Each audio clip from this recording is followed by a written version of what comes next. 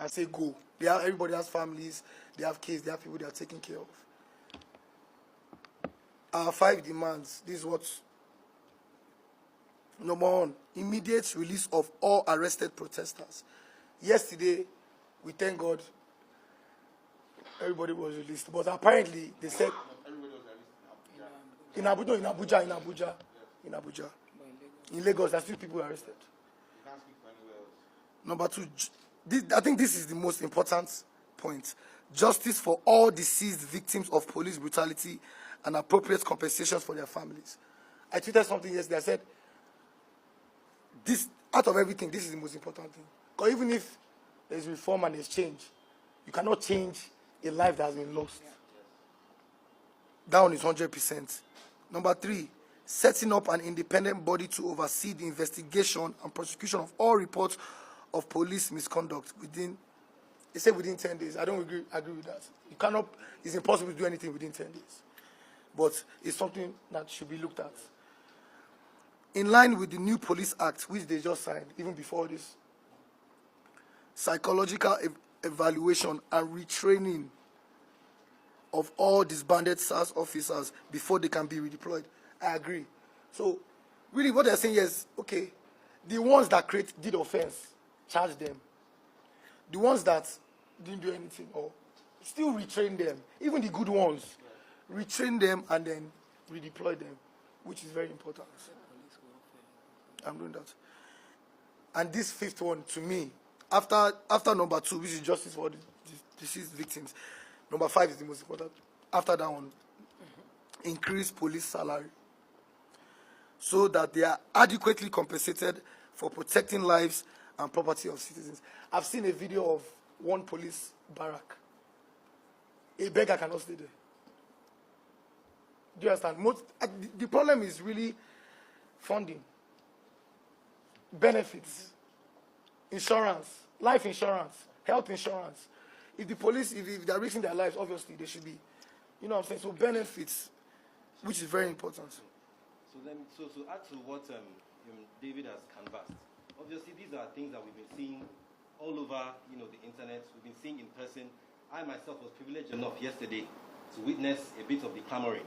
Like David said, when we first landed in Abuja yesterday, we had one mission: to come and discuss, hopefully with the IG, and to share, what the general youth felt about the situation, what the demands were. Because one thing that is very, very easy is for people to get lost in the protests. I kid you not, yesterday, while we were on the streets, there were so many people that actually forgot what they were doing there. I'm telling you. So what we want to do is ensure that, okay, yes, while people are outside, making sure everybody is made aware of what is on ground, there is actual direct communication. Because it's not just about being on the streets and protesting and raising awareness. After some time, the human body can only do so much. Physically, you will get tired, people need to get back to work, need to get back to their lives. We need results. It is results that we actually want. So that is the reason why we actually came to Abuja. But as David explained, on the way, we landed. In fact, they first of all blocked our car. They nearly broke one windscreen. Davido, you, from your house, you have been... Say, what is going on? What is the matter?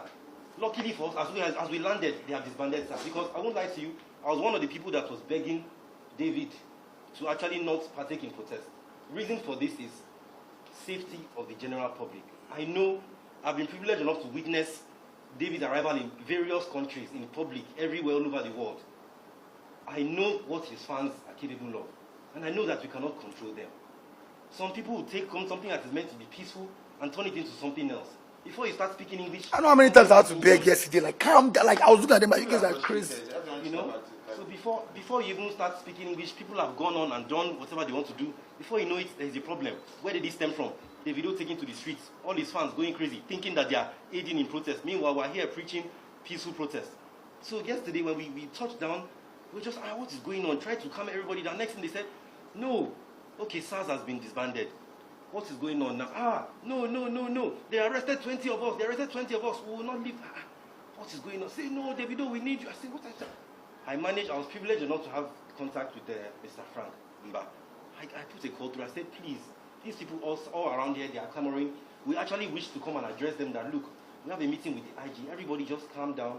Let us hear about the actual steps they intend to take towards this reform and towards making everybody believe that this SARS has actually been disbanded. Because it's not just about cancelling the name SARS and bringing another name and filling them with the same personnel. Like David explained earlier, people need to be retrained, reorientation, re-educated. And then there is appeal that we need to make to governments too. We have some meetings fixed with personnel of members of government. Increase the The salary. House of Reps, the Chief of Staff. We are dialoguing with people. We need to also get them to do better in terms of funding for the police. We know what police, we are privileged enough to be exposed. We know what police in other climes are getting. So we need to put their lives on the line for this job. I'm not making any excuse for any officer that is misbehaving or extorting anybody on the streets, no. But I'm saying that this is something that we can do to reduce misbehavior like this. So, that's what I was saying. We landed, they said, 20 people have been arrested. I spoke to Mr. Frank. He said, what are you saying? Okay, wait, just hold on. Let me make a call. He made a call, spoke to the commissioner, called me back. He said, there is nobody in our custody. There is nobody. What is going on? Tell them to give you a name right now. He spoke to David even right on the right there in the. He said, David, tell them to give you a name right now and let us verify this. We kept asking. They gave me two, but then they gave me two names this morning. Though. They gave this morning. Only two names. They gave names. We said, okay, everybody just. They said, no, we must go to Force. We've been to Force headquarters twice already. They chased us away. They did this. So next thing we got there, and that was where you saw the dialogue between us. We made everybody sit on one side of the road. I can't remember. I was scared for my life. I was walking, caulking, tear gas. I was like, I had to get on my knees. I said, now BO is Davido. Please don't come to fight, please. Oh. And to be fair, they calmed down. They calmed down. They saw that everybody was not. We all sat on the floor like we don't tire. Once they saw that nobody was coming to try and engage them or anything, to be fair, the officers calmed down. So approached them, discussed, and then they said, look, there are no protesters in custody. Everybody has been released. We spoke to the crowd, and that was how that actually calms down. So if it seemed like, I thought that I should make sure I put it out there. It seemed like David Larry landed there to cause trouble, even though he had no, that was not the case. So back to what David had said. These reforms, right now people are still protesting. If you check Lagos is crazy. You see, Lagos right now is shut down because they still have demands. You can't even land. What are their demands? Their demands actually flow from a lot of what has already been done by your good selves, by the Police Act 2020, but obviously it was recently just put into place. But then they also have demands that ensure that this SARS that we have disbanded actually stays disbanded, and there is change. Now the change will not happen overnight. So part of what we have come to do here is also to appeal to the masses that please, if we can get a word from the IG letting us know that steps are being taken, they appreciate everything we have said, and they are true to this attempt to reform, then please, we also have to understand that these changes will not be made overnight. Some of them will not be made overnight. It's part of what I actually said, please let us come here, and after hearing from you, we can possibly use our platform to also get people to appreciate. And that is a summary of what we feel. Thank you very much. Thank you, sir. You want to say something like that? Yes. Coming to the source to find out what is happening, rather than not knowing what is happening, you go to the street, and after protesting on the street, then you now want to come and know what is happening. So this is the most respected way of doing things. So thank you for taking this step.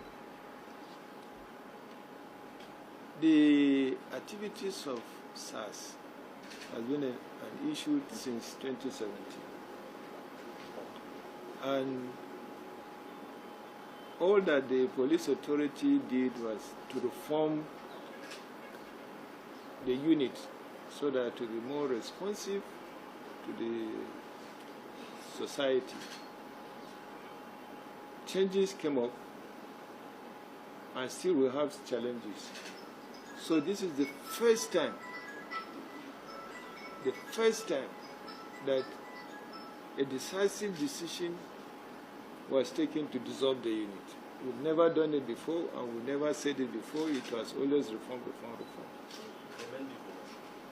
And why are we doing this? We are doing this because police is to serve the public, to serve the people. So if the people you are serving are saying that one of your services is not servicing us well, then we need to listen to what the public are saying and then adjust. And this is what we are doing. Is it only a change, a dissolving it and nothing will happen? Never. There is a law on robbery.